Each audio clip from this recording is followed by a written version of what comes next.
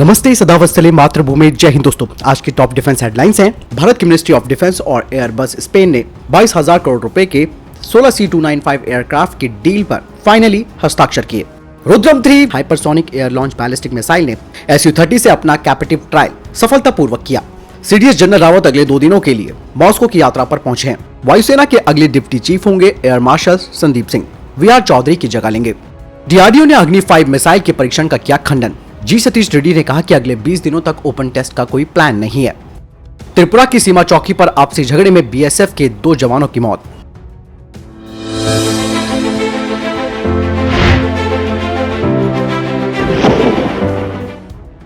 पहली अपडेट की बात करते हैं तो वो C295 एयरक्राफ्ट को लेकर आ रही है।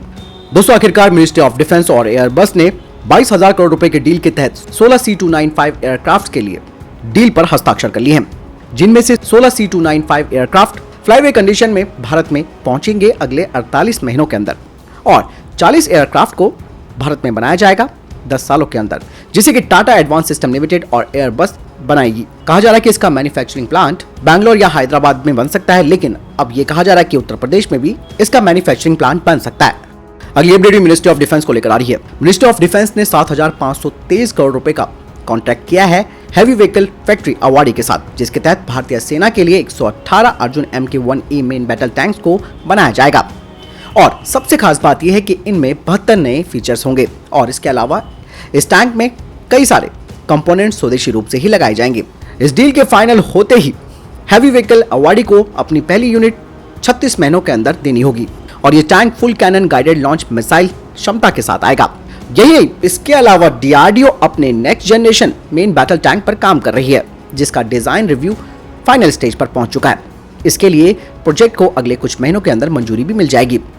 इसकी खास बात यह है कि इसमें 1500 हॉर्स पावर का इंजन लगाया जाएगा, जो कि तैयार है और इसका वजन 50 टन होगा और इसीलिए मिनिस्ट्री ऑफ डिफेंस ने अर्जुन MK-1A टैंक की काफी कम यूनिटों के लिए ऑर्डर दिया है, क्योंकि डीआरडीओ एक नया, बेहतर और उम्दा next generation main battle tank बना रहा है।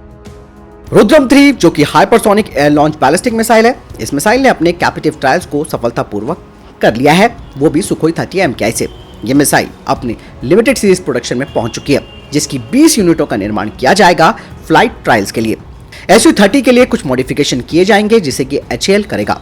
1 टन की रुद्रम 3 क्रूज मिसाइल की स्पीड मैक 5 है और ये मिसाइल एंटी रेडिएशन सीकर से लैस है और इसकी रेंज है 500 किलोमीटर। और इस मिसाइल के लग जाने के बाद सुखोई 30 MKI भारत की न्यूक्लियर फैसिलिटी, मिलिट्री इंस्टॉलेशन और वॉरशिप से दूर भी तैनात रह सकता है, जिसका मतलब यह है कि भारत को अपने फ्रंट लाइन फाइटर जेट्स को दुश्मन के एयर स्पेस पर भेजने की जरूरत भी नहीं पड़ेगी।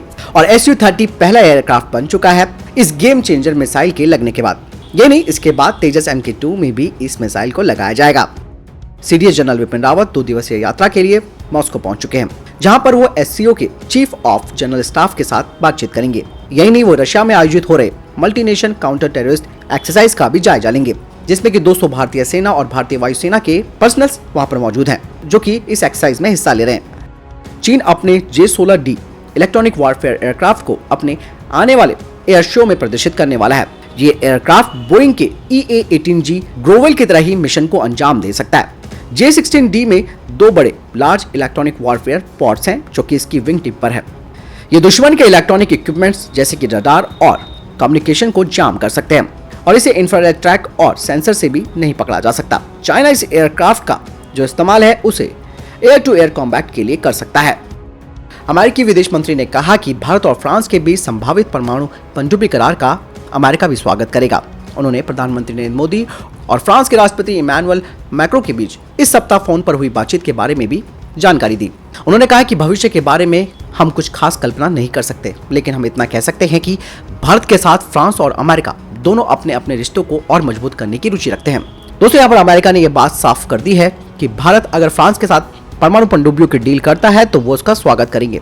और हाल ही में जो बाइडेन ने फ्रांस को समझाने की भी कोशिश की है कि भैया अपना गुस्सा थूक दो, जो हुआ है वो अच्छे के लिए हुआ है और उसके पास भारत जैसा एक बड़ा मार्केट भी है, जिसमें कि अगर वो तकनीकी सहायता भारत की करता है तो ऑब्वियस सी बात है भारत और फ्रांस के ऑलरेडी कई सारे डिफेंस प्रोजेक्ट चल रहे हैं, उसमें परमाणु पनडुब्बी भी शामिल हो सकती है।